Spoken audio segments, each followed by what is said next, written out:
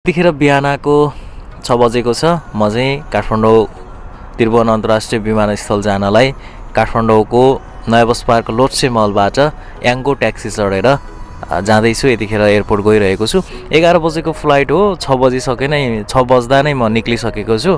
अब जान त 7 बजेतिर निक्लेर 8 बजेतिर पुग्दा पनि हुन्थ्यो। 8 बजेदेखि नै हो काउन्टर खोल्ने 11 बजेको फ्लाइटको लागि। तर म चाहिँ चाँडै नै एयरपोर्ट जाँदैछु। अनि मैले चाहिँ याङ्गो ट्याक्सी चढेर जाँदैछु है। जम्मा यो लोटसे मल माछापोखरी नयाँ बस पार्क लोटसे मलबाट एयरपोर्टसम्मको भाडा चाहिँ 325 रुपियाँ मात्रै उठेको छ कि अनलाइनबाटै बुक गरेँ याङ्गोबाट। याङ्गोबाट भाडा एकदमै सस्तो छ नि त, सस्तो रहेछ। जम्मा 325 रुपियाँमा म एयरपोर्ट जाँदैछु कि काठमाडौँ लोटसे मलबाट अरू अब ट्याक्सी नै चढेर गयो भने पनि 1000-1200 त लिइदिइहाल्छ।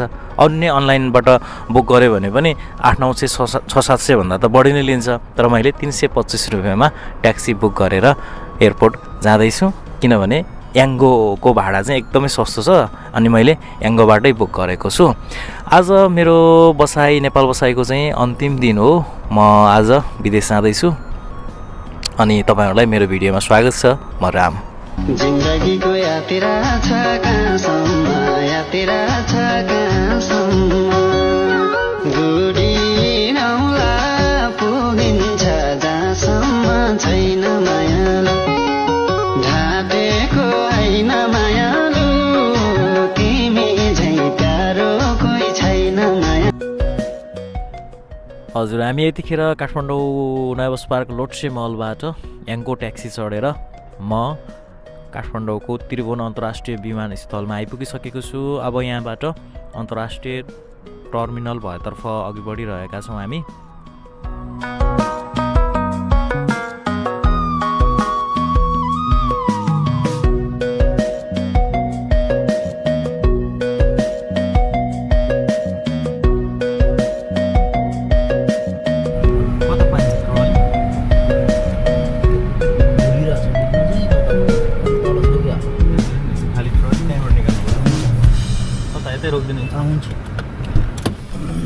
म यतिखेर त्रिभुवन अन्तर्राष्ट्रिय विमानस्थलको यो अन्तर्राष्ट्रिय टर्मिनल भएतिर आइपुगिसकेको छु।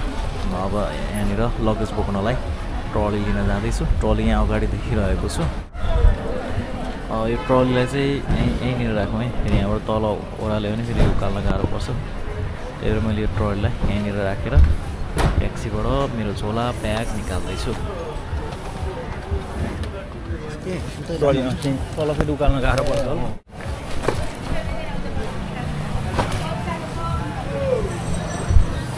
क्युआर छ भने क्युआरबाट पाउँछ। कति उठाएछ? 325। ल हेर्नु है, म चाहिँ ठ्याक्कै लोटसे मलबाट ट्याक्सी चढेर एयरपोर्ट आइपुगेँ। एयरपोर्टसम्म आइपुगेको भाडा चाहिँ जम्मा 325 रुपियाँ मात्र उठेको छ याङ्गो ट्याक्सी। याङ्गो एकदमै सस्तो छ है। तपाईँहरू पनि अनलाइन राइड सेयरिङ एप प्रयोग गर्नुहुन्छ भने चाहिँ नि याङ्गो प्रयोग गर्नु होला। याङ्गोबाट ट्याक्सी, मोटरसाइकल सबैको सुविधा पाउन सकिन्छ है। 500 आयो त आयो, यहाँबाट डन भयो त। आओ ल, हस्, थ्याङ्क यू है त। जम्मा लोटसे मलबाट एयरपोर्टसम्म आएको भाडा चाहिँ 325 मात्र उठेको थियो याङ्गोबाट आएको हो म। तर मैले गुरुलाई क्युआरबाट 500 रुपियाँ नै सेन्ड गरिदिएँ। गुरु एकदमै खुसी हुनुभयो। यो काठमाडौँको त्रिभुवन अन्तर्राष्ट्रिय विमानस्थल हो। म यतिखेर त्रिभुवन अन्तर्राष्ट्रिय विमानस्थलमा आइपुगिसकेको छु। मेरो 11 बजेको फ्लाइट कतार एयरवेजको फ्लाइट 11 बजेको हो। तर काउन्टर त खुलेको छैन होला। अब म यहाँ भित्रतिर एकछिन एक राउन्ड लगाउने छु। यहाँनिर चाहिँ लगेज जोख्न मिल्ने यो बाहिरपट्टि रहेछ। ट्याक्सीबाट ओर्लेर भित्र जाने बाटैमा छ। तपाईँहरूले पनि लगेज के कति ल्यायो, कति भयो जोख्नलाई पाउनु भएको छैन भने यहाँनिर जोख्ने सुविधा छ है। यहाँनिर जोख्न सक्नुहुन्छ। यो एकदमै फ्री सर्भिस हो, पैसा लाग्दैन, शुल्क लाग्दैन लगेज जोख्न। यतिखेर म त्रिभुवन अन्तर्राष्ट्रिय विमानस्थलमा आइपुगेको छु। 11 बजेको फ्लाइट कतार एयरवेज। काउन्टर खुलेको छैन। 6 बजेर 40 मिनट भएको छ, तर काउन्टर खुलेको छैन। कतिखेर खुल्छ थाहा छैन। खुल्न त 7 बजेदेखि खुल्छ भनेको छ। तपाईँ विदेशबाट छुट्टीमा नेपाल आउनु भएको छ, घर आउनु भएको छ, तपाईँको श्रमको म्याद पनि सकिएको छ भने, अब अनलाइन श्रम कहाँबाट गराउने भनेर सोचिरहनु भएको छ भने भिडियोमा कमेन्ट गर्नुहोला। तपाईँ जहाँ रहनु भए पनि तपाईँलाई श्रम सम्बन्धी सम्पूर्ण सेवा सुविधा र सहजीकरण दिनेछु। त्यसको लागि तपाईँले भिडियोमा कमेन्ट गर्नुहोला भन्दै यस भिडियोबाट बिदा हुनेछु। अर्को भिडियोमा फेरि भेटौँला। नमस्ते।